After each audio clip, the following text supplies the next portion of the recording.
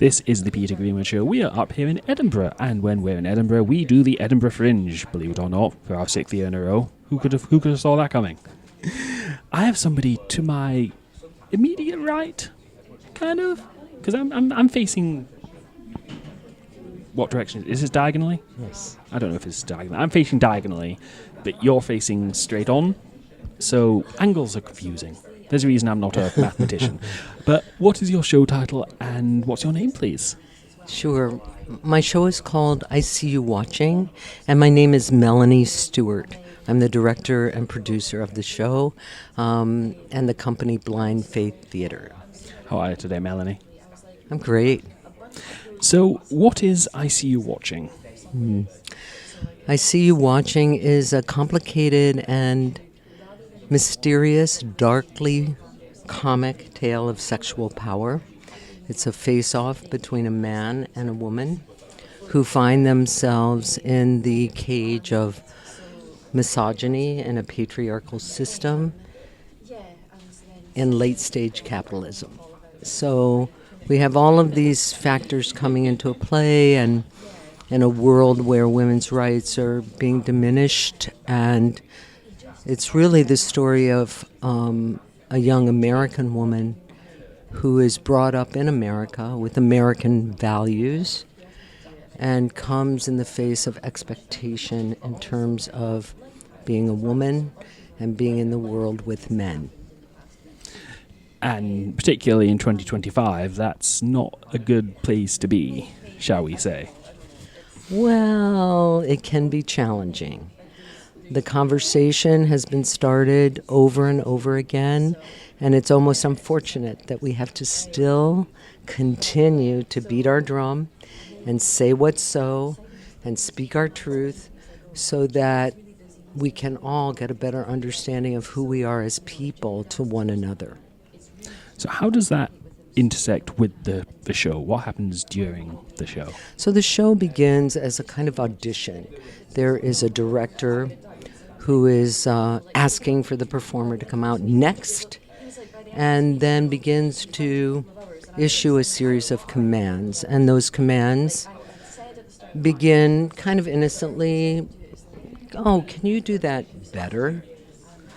And they kind of escalate into, can you be prettier? Oh yes, I can be much prettier.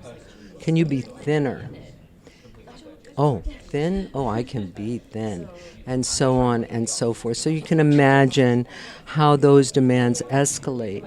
And as the show progresses, there is a continued sense that this is an audition of some sort, but it's using the theater as a place to invite the audience to recognize their complicity in this system. So the audience is involved with the director, who is issuing demands to the performer, and she is trying to comply.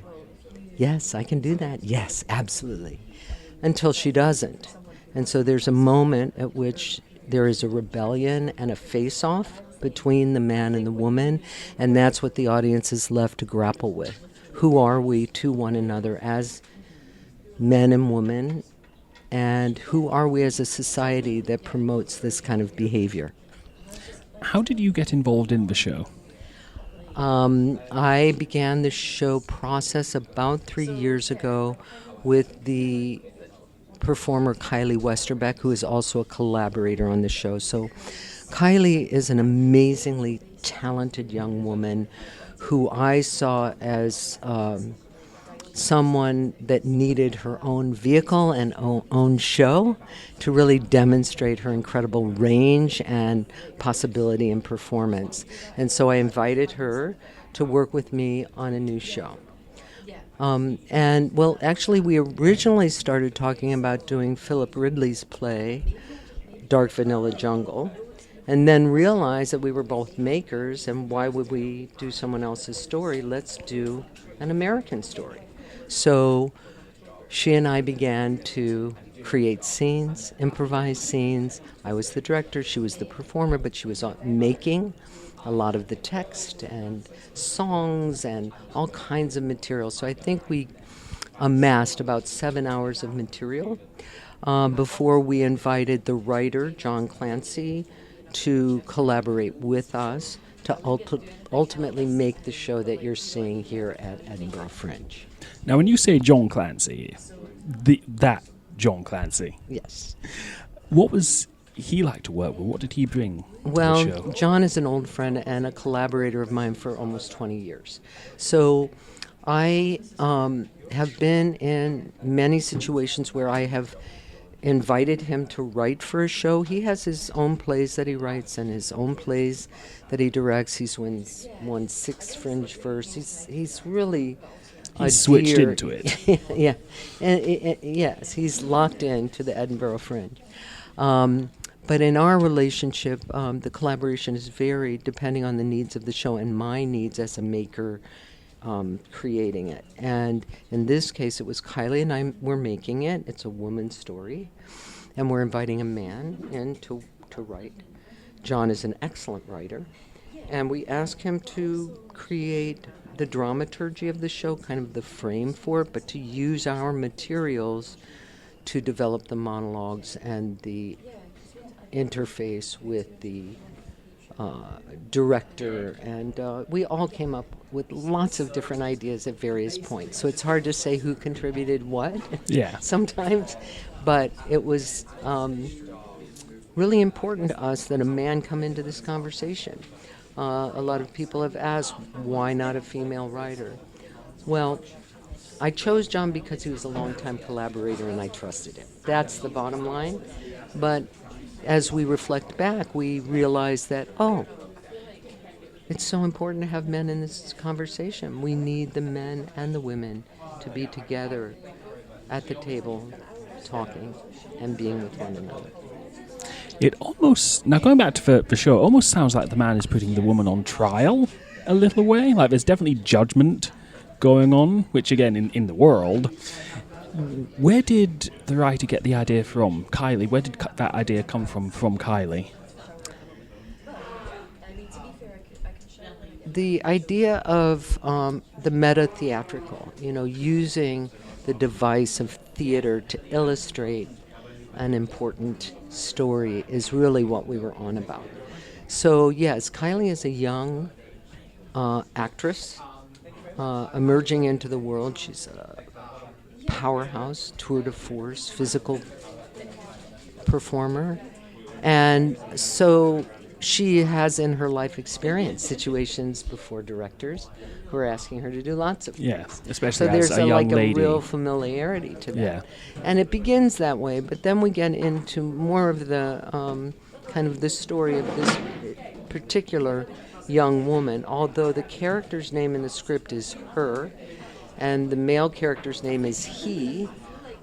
We did develop a lot of material that was very specific for a character that was then abstracted by John to be more universal and to tell a universal stories that our audiences could connect to. You said there were about 7 hours of material that you came up with. Was there anything really painful to lose from that material? Oh, what do I mourn? I don't think so. I feel when you're really intensely working on something that there's a dramaturgy that happens from the work itself. And so that when things begin to fall away, it's a natural shedding and an intention of something greater than you finding its form. So none of us are responsible for this. We're all responsible for this work of art. And in a way, it's divine. It happens because of our complete kind of investment in allowing the possibilities and the magic to happen.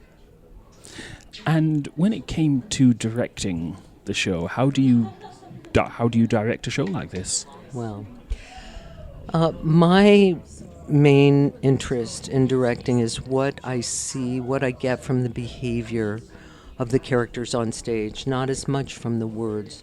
All the words are really, really important. But I am a physical theater artist, and I have a very strong movement and dance background. So as I direct theater, I'm very, very interested in the physicality, the behavior of the performers and how they respond in various situations. So my guidance is often in the physical realm, from what I'm seeing.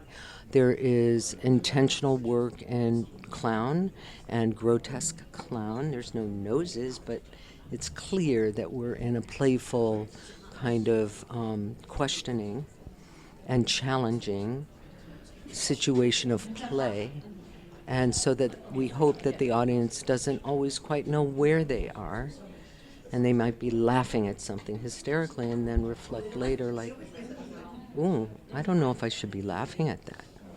And so there's this really strong comic element that is one of my strengths that I bring to it. Kylie Westerbeck and David Calvito are very experienced actors, and they have skills. And so there's a lot of work that they bring to the show that I don't necessarily direct, per se. Is it ever a case of like you just kind of point them in a direction and let them go? How much do you need to rein them in? I think if I do anything, it is emphasizing where it needs to be bigger and then pulling them back when they're going too far. That's probably my main responsibility right now as the show is up and on its feet.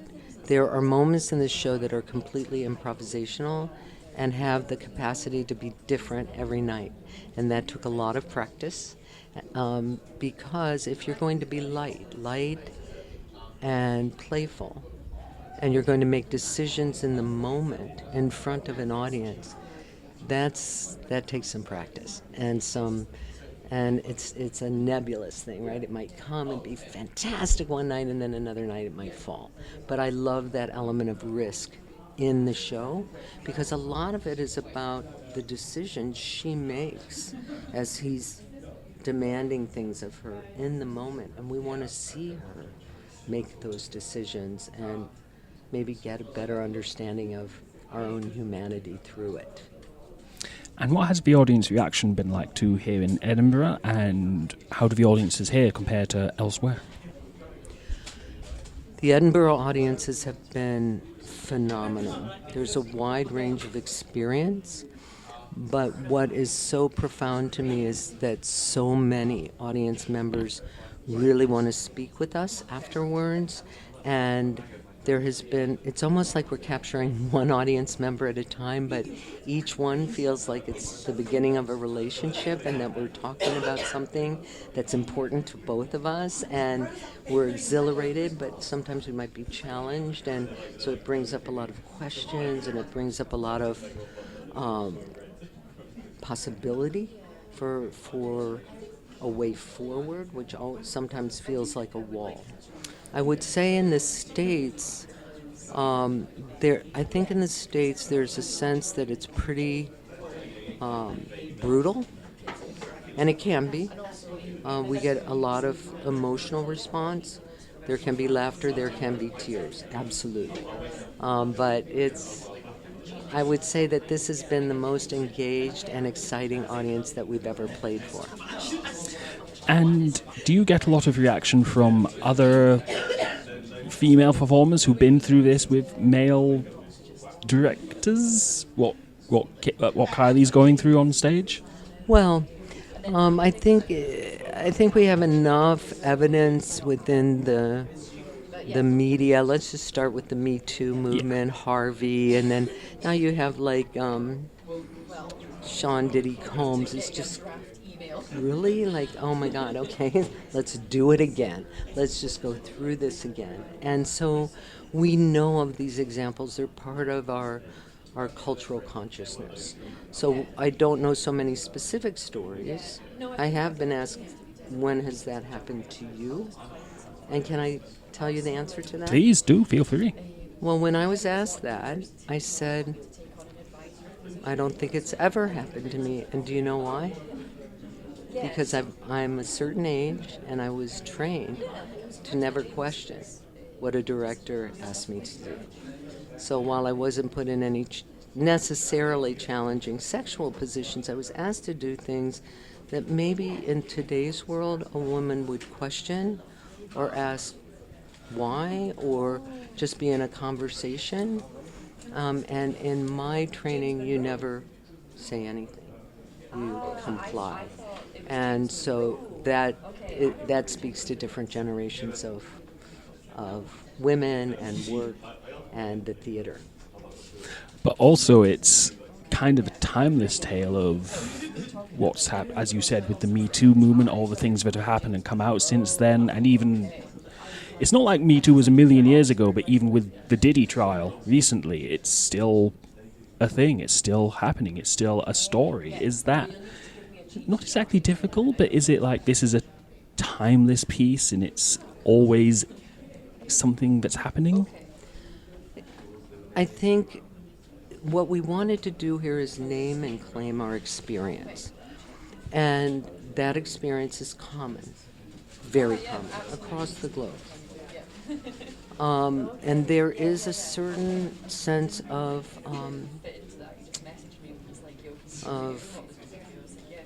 affirmation, self-affirmation, that we're here and we have something to say, and we're going to say it. We're going to say it, and we're not going anywhere. So, it's just like so many issues. It could be anything from immigration to racism to sexism, all these things, and people will go, gee, haven't we already had this conversation?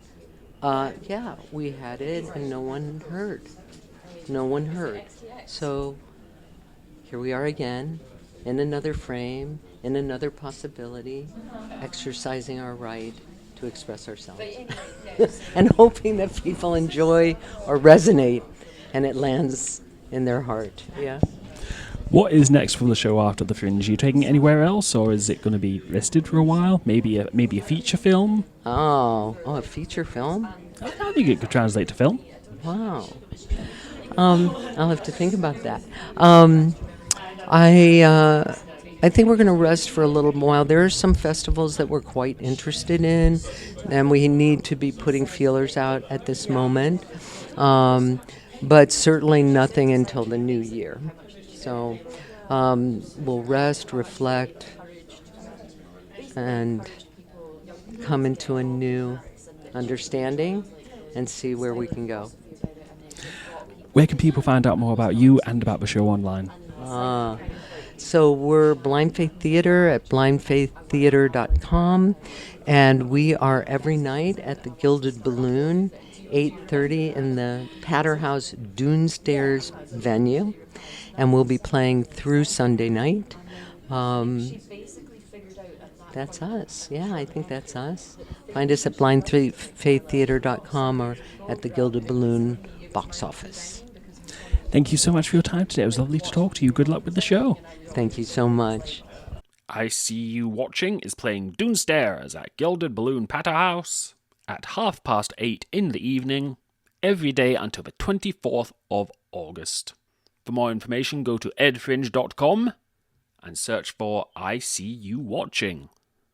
For the Peter Greenwood Show at the Edinburgh Fringe 2025, I've been your host, Peter Greenwood. We'll see you next time.